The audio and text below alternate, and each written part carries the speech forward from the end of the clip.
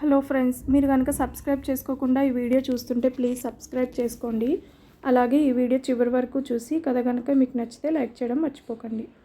జీవితం ఎంత విచిత్రమైనది. చివరగా హైదరాబాద్లో ఒక మండే వేసవి ఏప్రిల్ నెల పొద్దున 25 సంవత్సరాలకు ముందు చూసిన జమునను ఈరోజు అద్దాల బయట నుంచి మంచు బిందువులు ఎగురుతున్న ఫ్రాంక్ఫర్ట్ విమానాశ్రయంలో ఒక చలికాల రాత్రి పూట చూస్తున్నాను. హైదరాబాద్ నుండి వచ్చిన నేను జర్మనీ ఫ్రాంక్ఫర్ట్ విమానాశ్రయంలో దిగి లుఫ్తాన్సా ఎయిర్లైన్స్ విమానం పుచ్చుకొని శాన్ ఫ్రాన్సిస్కో వెళ్ళాలి. హెవీ స్నోఫాల్ పడుతున్న కారణంగా విమానం ఆలస్యం. టెర్మినల్ 2లో నా భార్యతో మొబైల్ ఫోన్లో మాట్లాడుతున్నప్పుడు జమునను గమనించాను. మెక్డొనాల్డ్స్ రెస్టారెంట్లో ఒంటరిగా నిలబడి బర్గర్ తింటూ ఉన్నది. చూసిన క్షణమే తెలిసిపోయింది అది జముననే. ఆ మరుక్షణమే మనసులో ఒక పెద్ద అల ఎగిసిపడింది. ఇక జీవితకాలంలో చూసుకోనేలేము అని అనుకుంటున్న జమున 50 అడుగుల దూరంలో బర్గర్ తింటున్నది.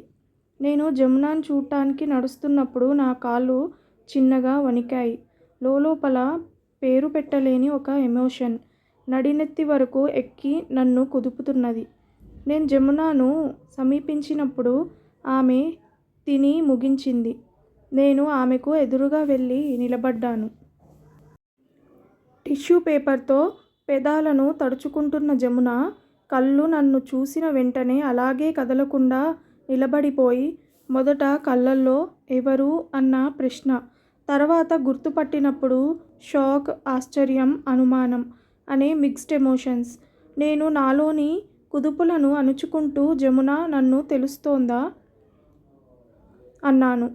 కళ్ళల్లోని ఆశ్చర్యం ఇంకా పోకుండానే హాయ్ యూ జో మై గాడ్ అంటూ నుదిటి మీద పడిన జుట్టును పక్కకు తోసుకున్న జమున తెల్లరంగు జీన్స్, పర్పుల్ రంగు రౌండ్ నెక్ టీషర్ట్ వేసుకుంది.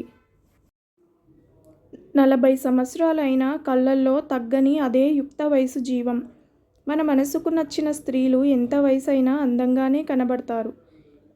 ఇట్స్ బిలీవబుల్ అన్న జమున యొక్క స్వరంలో ఎంతో ఉత్సాహం. నేను ఇలాంటి హఠాత్తు ఆశ్చర్యాలు లేకుండా పోతే జీవితం బోరు కొడుతుంది అన్నాను. అవును నిజమే. ఏదైనా తింటావా?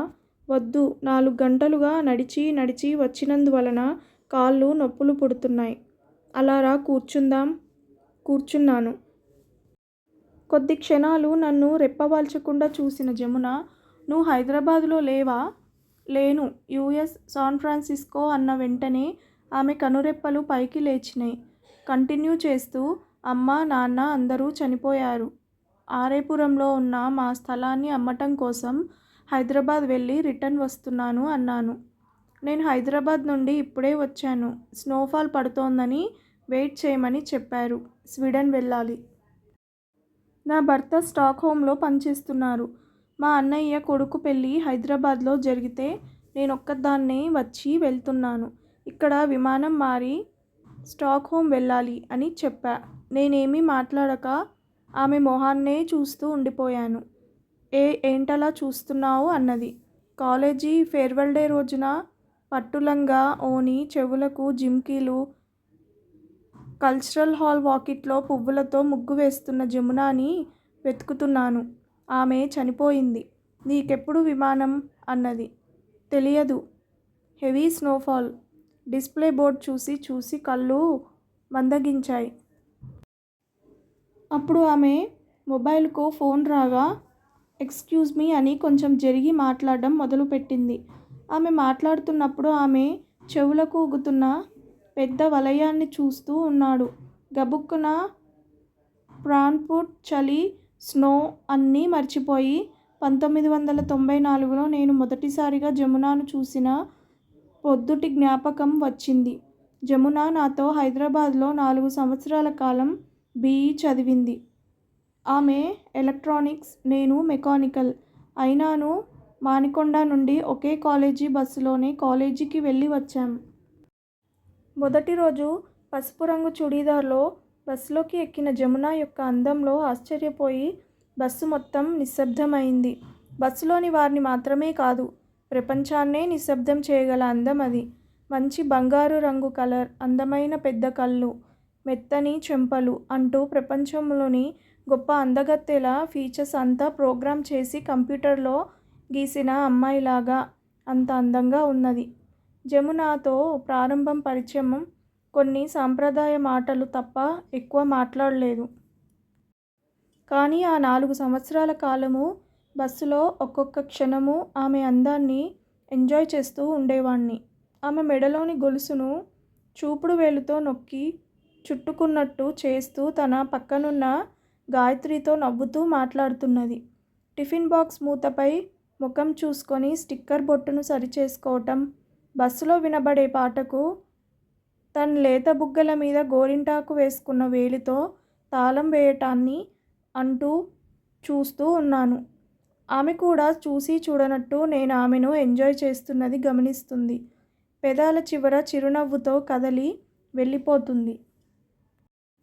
చంద్రుణ్ణి చూసి కోట్ల మంది ఎంజాయ్ చేస్తారు. దానికోసం చంద్రుడు వాళ్ళందరికీ జవాబివ్వగలడా ఏమిటి? మా 4వ సంవత్సరం కాలేజీ చివరి రోజులు దగ్గర పడి సడన్గా ఒక నిర్ణయానికి వచ్చాను. మా చివరి పరీక్షకు ముందు రోజు ఒక ప్రేమలేఖ రాసి తీసుకొని బస్సులో ఎక్కాను. కాలేజీకి వెళ్ళి దిగిన వెంటనే జమున అని పిలిచినప్పుడు నా స్వరం వణికింది. గాయత్రితో పాటు ముందు నడుస్తున్న జమున ఏమిటి అని అడిగింది. మీతో కొంచెం మాట్లాడాలి అన్న వెంటనే ఆమె కళ్ళల్లో ప్రశ్న. ఇద్దరం పక్కగా ఉన్న కుడ్మోహర్ చెట్టు కింద చేరుకున్నాం. గాయత్రి కొంచెం జరిగే నిలబడింది. జమున, రేపటితో మన కాలేజీ చదువు పూర్తవబోతుంది. ప్రేమలేఖను ఇచ్చేద్దాం అనుకుంటూ జేబులోకి చేయి పోనిచ్చాను. కానీ చివరి క్షణంలో ఒక బిడియం. నేనొక క్రిస్టియన్, ఆమె హిందూ. కాబట్టి ఆమె తన ప్రేమను నిరాకరిస్తే ఏం చేయాలి? అంతకంటే ముఖ్యంగా నా మీద ఏదైనా ఒపీనియన్ ఉన్నదా అనేది తెలియాలి. ఇంకా రేపటి వరకు టైం ఉన్నది కనుక ఈరోజు తిన్నగా ప్రేమను చెప్పకూడదు. మొదట ఆమె ఫోటోను అడిగి చూద్దాం. రేపు ఆమె తీసుకువచ్చిస్తే ఆ తర్వాత ప్రేమలేఖను ఇద్దాం అన్న నిర్ణయంతో నేను మళ్ళీ ఎప్పుడు చూస్తామో ఏమో తెలియదు. అందువల్ల నీ జ్ఞాపకంగా రేపు నీ యొక్క ఫోటో ఒకటి ఇస్తావా అన్నాను. గబుక్కున జమున ముఖం మారింది. జమున చుట్టూ చూసింది. నా ముఖం వైపు కొద్ది క్షణాలు దీర్ఘంగా చూసిన ఆమె నన్ను దాటి వెళ్ళిపోయింది. మరుసటి రోజు బస్సు నుండి దిగిన వెంటనే ఆమె దగ్గరకు వెళ్ళాను. ఒక్క క్షణం నిలబడింది. నా ముఖం వైపు చూసింది. ఏమనుకుందో ఏమో తెలియదు. వేగంగా తిరిగి కాలేజీ భవనం వైపు నడిచింది. ఆ రోజు చివరగా చూడటమే. ఆ తర్వాత రిజల్ట్స్ వచ్చి సర్టిఫికేట్లు తీసుకోవటానికి వెళ్ళిన రోజు జమున కళ్ళకు కనిపించలేదు. 25 సంవత్సరాల తర్వాత ఇప్పుడే ఆమెను మళ్ళీ చూస్తున్నాను. మొబైల్లో మాట్లాడి ముగించి తిరిగి వచ్చిన జమున నా భర్త అన్నది. ఎంతమంది పిల్లలు? ఇద్దరు అమ్మాయిలే అని చెప్పినప్పుడు ఆమె తన కుడి చేతిని లేపి 2 వేళ్లను చూపించటం అందంగా ఉన్నది. నీకు ఎంతమంది పిల్లలు అని అడిగింది. ఒక అబ్బాయి, ఒక అమ్మాయి. నువ్వు కాలేజీ స్నేహితులతో టచ్లో ఉన్నావా జమున అంటూ మా సంభాషణ కొనసాగి కాలేజీ స్నేహితులు, చర్చు తిరునాళ్ళు, వెంకటేశ్వర స్వామి ఆలయం ఉత్సవం, ఉడిపి మెస్ పొడి దోశ అంటూ అరగంట సేపు మాటల తరువాత మా ఇద్దరి మధ్య లాంగ్ నిశ్శబ్దం. ఇద్దరం ఒకరి మొహం ఒకరు చూస్తూ నిలబడ్డాం. ఇంకేం మాట్లాడాలో తెలియని నేను, నువ్వు ఫేర్వెల్ డే రోజున ఏం పాట పాడావో జ్ఞాపకముందా? ఏం పాట? అన్న జమున తన వెడల్పాటి చూపులను పైకెత్తి చూస్తూ ఆలోచిస్తున్నప్పుడు ఎంతో అందంగా ఉంది. ఆ రోజు నువ్వు మజంతా రంగు పట్టు ఓని వేసుకున్నావు. కళ్ళతో చూసేవంతా పాడవు. అలాగా అంటూ ఆమె మొహం వికసించా. ఇంకా అవన్నీ జ్ఞాపకం పెట్టుకున్నావా అని నవ్విన నేను దేన్ని మర్చిపోలేదు జమున అని చెప్పేసి ఆమె మొహాన్ని లోతుగా చూశాను. ఆమె మొహంలో ఏ చలనమూ లేదు. అప్పుడు డిస్ప్లే బోర్డులో తన విమానం బయలుదేరటానికి రెడీగా ఉన్నదని ప్రకటనను చూసినప్పుడు నా మాటలు ఆగినాయి. నీ విమానం బయలుదేరబోతోందా అన్నది. అవును అంటూ లేచిన నేను తర్వాత ఇఫ్ యూ డోంట్ మైండ్ నీ మొబైల్ నంబర్ ఇవ్వగలవా అన్నాను. ష్యూర్ అన్నది. ఇద్దరం మొబైల్ నంబర్లు షేర్ చేసుకున్నాం. నేను హ్యాండ్ లగేజీ బ్యాగ్ తీసుకొని ఆమె మొహాన్ని చూశాను. ఆమె మొహంలో ఏమోటో తెలియని ఒక భావం. ఓకే బాయ్ చూద్దాం అన్న నేను వెంటనే ఎక్కడ్నుంచి చూసేది? నువ్వొక మూల నేనొక మూల అన్నాను. ఎస్ అన్న ఆమె నా కళ్ళనే గుచ్చి గుచ్చి నా లోలోన ప్రాణం పోయి ప్రాణం వచ్చింది. మళ్ళీ ఇంకోసారి బాయ్ చెప్పేసి గేట్ నంబర్ 43 వైపుకు నడిచాను. 10 నిమిషాలు నడిచి వెళ్ళి సెక్యూరిటీ చెక్-ఇన్ కోసం వరుసలో నిలబడ్డాను. క్యూ మెల్లగా కదిలింది. అప్పుడు నా మొబైల్లో వాట్సాప్ మెసేజ్ వచ్చిన శబ్దం వినబడింది. తీసి చూసిన నేను షాక్ అయ్యాను. జమున మెసేజ్ పంపించింది. వేగంగా ఓపెన్ చేశాను. అది టెక్స్ట్ మెసేజ్ కాదు. ఎర్రటి రంగులో ఏదో క్లియర్గా తెలియక పచ్చరంగు చుడుతూ ఉంది. నాకు ఆదుర్దాగా ఉన్నది. గబుక్కున క్యూ నుండి వైదొలిగి మొబైల్ చూశాను. సిగ్నల్ సరిగా లేదనుకుంటా. ఇంకా పచ్చ తిరుగుతూనే ఉంది. గబుక్కున ఆగిపోయిన పచ్చ తిరుగుడు తర్వాత మొబైల్లో కనపడ్డ ఫోటోను చూసి నేను ఆశ్చర్యపోయాను. అది జమున ఫోటో. అందులోనూ ఆమె కాలేజీ ఫేర్వెల్ రోజున వేసుకున్న మజంతా రంగు పట్టు ఓని, లంగాతో పువ్వుల ముగ్గు ముందు నిలబడ్డ ఫోటో. ఇప్పుడు అది పంపితే అర్థం ఏమిటి అని నేను ఆలోచిస్తున్నప్పుడే జమున దగ్గర నుండి ఇంకో మెసేజ్. ఆ రోజు నువ్వు అడిగిన ఫోటోను ఈరోజే ఇవ్వటం కుదిరింది. గుడ్ బై అన్న జమున యొక్క మెసేజ్ని చదివిన వెంటనే లోపల అంతా ఆనందం. కాళ్ళు చేతులు వణికాయి. నా విమానానికి ఇంకా అరగంట సేపు ఉంది. వేగంగా వెనక్కి తిరిగి టెర్మినల్ 2 వైపుకు పరిగెత్తాను. టెర్మినల్ 2లో మేం కూర్చున్న అదే చోటనే జమున కూర్చుంది. తన ఒడిలో బ్యాగును పెట్టుకొని ఆ బ్యాగుపై తల పెట్టుకుంది.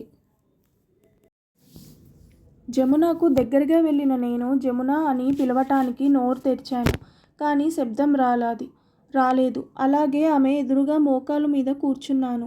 ఆమె భుజం మీద నుండి ఆమె మెడ మీద పడున్న జడనే కొన్ని క్షణాలు చూస్తూ ఉండిపోయాను. నేను గొంతుకను సరిచేసుకొని జమున అన్నాను. వేగంగా తల ఎత్తిన జమున కళ్ళు తుడుస్తున్నాయి. గబుక్కున కళ్ళు తుడుచుకొని నువ్వింకా పోలేదా అన్నది. నీ ఫోటోను చూసిన వెంటనే వచ్చేశాను అన్న వెంటనే ఏడుస్తూ నవ్విన జమున తన చేతివేళ్లతో నోటిని మూసుకొని ఏడుపును ఆపుకుంది. నాకు గబుక్కున ఏడుపు వచ్చింది. చాలా కష్టపడి వస్తున్న ఏడుపును ఆపుకున్నాను. ఆ ఫోటో నాకు చాలా నచ్చుతుంది. అందుకని ఎప్పుడూ మొబైల్ కాలర్లో ఉంచుకుంటాను జమున అన్నది. అలాగా అన్న నేను ఈ ఫోటోను నువ్వు 25 సంవత్సరాలకు ముందే ఇచ్చుండొచ్చే జమున అన్నాను. ఇచ్చుంటే ఏం చేసుంటావ్? నేను నా ప్రేమను నీ దగ్గర చెప్పుంటాను. జమున కింది పెదవిని కొరుక్కుంటూ ఏడుపును అణుచుకున్నది. ఎమోషన్స్తో ఆమె కింది దవడ అటూ ఇటూ జరగా చటుక్కున అతని మెడ చుట్టూ చేతులు వేసి హత్తుకొని ఆ రోజు నీ దగ్గర ఇవ్వటం కోసమే ఫోటోను తీసుకువచ్చాను అన్న ఆమె ఎక్కి ఎక్కి ఏడవ. చుట్టూ ఉన్న వాళ్ళందరూ మమ్మల్ని వినోదంగా చూసి వెళ్తున్నారు. అదిరిపోయిన నేను ఏం చెప్తున్నావ్ అంటూ ఆమె మొహాన్ని పైకెత్తి ఫోటో తీసుకువచ్చావా? మరైతే ఎందుకు ఇవ్వలేదు? నువ్వెందుకు అడగలేదు? ఏం అడగలేదు? మరుసటి రోజు నా దగ్గరకొచ్చి ఫోటో తీసుకువచ్చావా అని ఎందుకు అడగలేదు? నేను క్రితం రోజు ఫోటో అడిగినప్పుడు నన్ను కోపంగా చూసి వెళ్ళిపోయావు. ఆ భయంతో అడగలేదు. మూర్ఖుడా! అప్పుడు పక్కన గాయత్రి ఉన్నది. ఆమెదురుగా నేనేం చేయగలను? కానీ మరునాడు నేను ఫోటో తీసుకొచ్చాను. నేనే తీసుకువచ్చి ఇద్దామని మొదట అనుకున్నాను. కానీ ఏదో ఒక భయం తడబాటు. నువ్వు క్రిస్టియన్. ఇద్దరి ఇళ్లల్లోనూ ఖచ్చితంగా ఒప్పుకోరు. అందువల్ల ఇద్దామా వద్దా అని ఒకటే అయోమయం. సరే నువ్వు మళ్ళీ వచ్చి అడిగితే ఇద్దాము. లేకపోతే వద్దు అని అనుకున్నాను. నువ్వు అడగనే లేదు అంటూ ఏడ్చిన ఆమె నా చెంపల మీద మార్చి మార్చి కొడుతూ ఎందుకు అడగలేదు? నిన్ను నాకు బాగా నచ్చుతుంది. బాగా నచ్చుతావు అన్న ఆమె నా భుజాల మీద వాలిపోయి ఏడవం స్టార్ట్ చేసింది. నేను ఏడుస్తూ ఆమెను హత్తుకున్నాను. ఎంతసేపు అలా ఏడుస్తూ ఉన్నామో తెలియదు. ఏదో ప్రకటన రాగా గబుక్కున తల ఎత్తిన జమున వేగంగా నా దగ్గర నుండి వెలువడింది.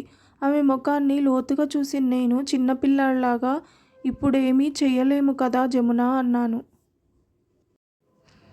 ఇప్పుడు కాస్త క్లారిటీతో ఉన్న జమున మూర్ఖుడా!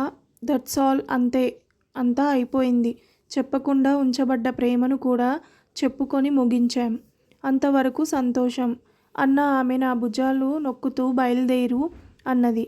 బాయ్ అని చెప్పిన నేను తిరిగి గేట్ నంబర్ 43I వైపు నడిచాను. విన్నారు కదా ఫ్రెండ్స్. ఈ కథ కనుక మీకు నచ్చితే ప్లీజ్ సబ్స్క్రైబ్ చేయండి. అలాగే లైక్ చేయడం మర్చిపోకండి. Thank you so much for watching this video.